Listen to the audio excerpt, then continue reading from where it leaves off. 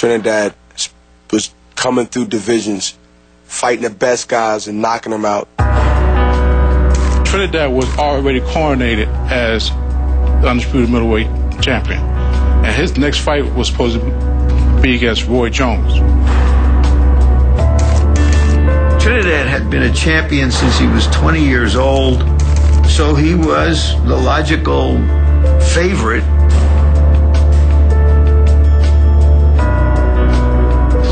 Disrespecting me. I got 13 defenses. He's just making his first defense with me. How can y'all overlook me? It's a time to talk. It's a time to promote. It's a time to fight. I'm ready to fight. I thought Felix was going to win. As good as Bernard was, he was older, and he was going to succumb to the overwhelming life force of Felix's punching power and energy. All the Spanish people in the house said something about I disrespected their flag. I knew if I can get his country to be so angry by the flag situation that everybody he see in Puerto Rico is going to say, you got to revenge this. When that happened, it's an unfortunate thing, and all hell broke loose in there.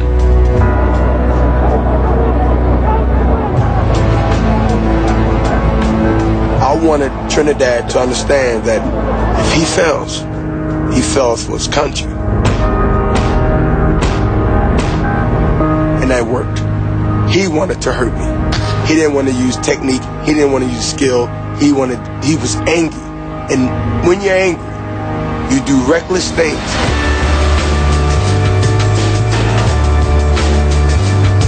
It seemed as though Felix realized 2 or 3 rounds in that he was bushwhacked. He really didn't have the kind of game that the guy in front of him had. I just started putting a little bit more what we call mustard on a shot. And next thing I know that he was down with the counter right hand. He fought an absolute masterpiece with defense, intuition, with the ability to take a punch when he had to.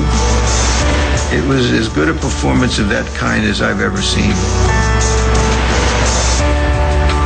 What do you want to be remembered by when you leave the game? Bernard Hopkins not only was the best fighter in his era, but he was a man. You would have thought, having beaten Felix Trinidad, that Bernard was now one of the surpassing stars in the sport. Philadelphia fight fans are insulted by what they're seeing. The most important thing to us, the viewers, is the style in which you fight. And I think that Bernard, yes, surely thought that winning the fights would, over the long haul, achieve a bond with the audience, but it almost never does. Bernard, aren't you embarrassed by this? Because he had a title, he felt the world owed him the kind of money that fighters who attract big crowds get. But the world didn't seem to think that way. Do you think that this performance will stand out enough to demand a rematch with Roy Jones? Whatever the public demands, they can have.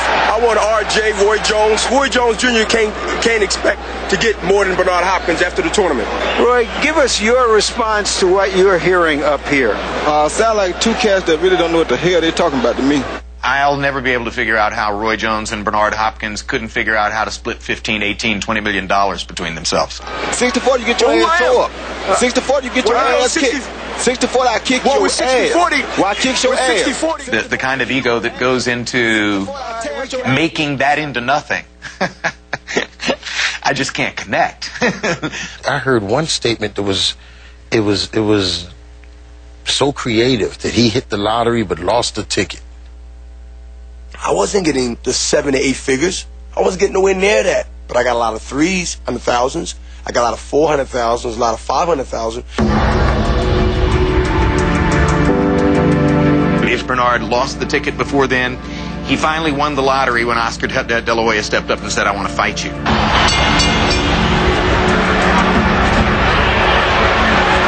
Contact, a little left hook for Hopkins. He didn't do the Roy Jones fight for $6 million, but he got $8 million plus a percentage of pay-per-view to do the Oscar De La Hoya fight. What's interesting, Oscar's not moving in boxing. He's being aggressive for the most part. The De La Hoya fight was harder than the Trinidad fight. Mighty punches for De La Hoya. Oscar is a fighter that can move and do things that Trinidad can't do. Hopkins grabbing De La Hoya with the left and banging hard with the right. De La Hoya with another good left hook to the body. Says you're going to do that. You're going to stop showing. Still the undisputed middleweight champion of the world. It's a Bernard Hopkins knockout of Oscar De La Hoya in the 9th round. And got the biggest fight of my career for $10+ million with Oscar De La Hoya. If you keep winning, all is forgiven. He's made his own economic bet. It's not a bad bed to sleep in. This guy had enough of what you want to call it, balls, if this is allowed to be said, to say, screw you. And again, everyone thought he did some stupid things, but hey, the guy showed everyone else didn't know what the hell they were talking about. So, was I crazy, or was I crazy as a fighter?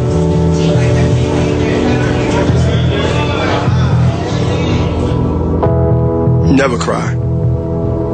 That's a sign of weakness. Look at the population out there in the yard. You can't be a lamb out there in that population. You won't last long. You never show weakness around wolves. You can't never do that. You might as well throw yourself in the mercy of everybody. I like the who somebody that make it this. There's 20 guys who are in the mural painting class here. We're here 5 days a week.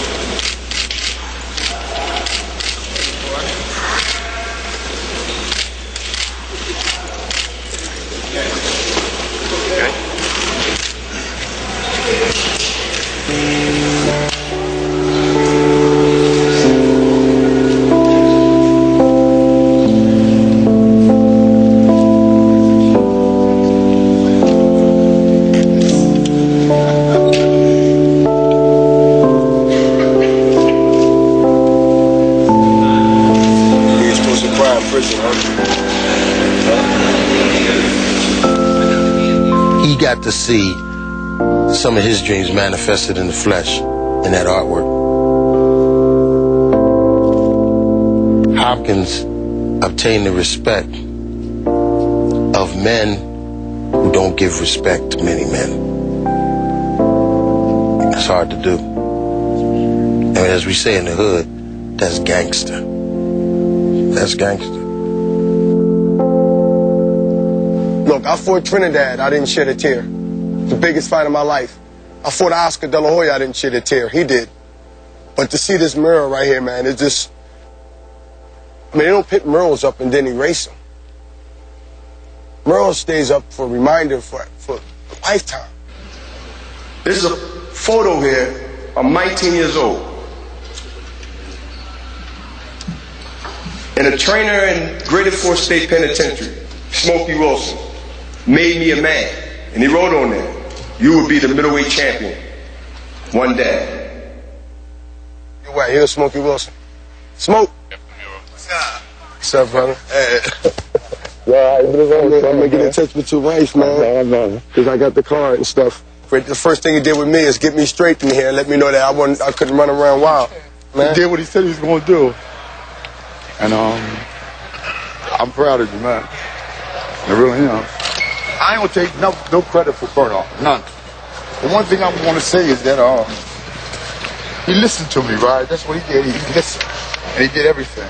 I did tell him that he could be the first middleweight, right? That could bring the middleweight championship back to the city of Philadelphia. Yeah. And when I seen it and heard about it, just took me out. You did something that nobody else done, man. From out of, Philadelphia, man. You did something, man. Yeah. I tell everybody, right, that you're a success story, man. Yeah, you are, man. To see that a 54 or 60-foot mural of Bernard Hopkins in the state penitentiary, I was speechless. Because when I leave here today, hundreds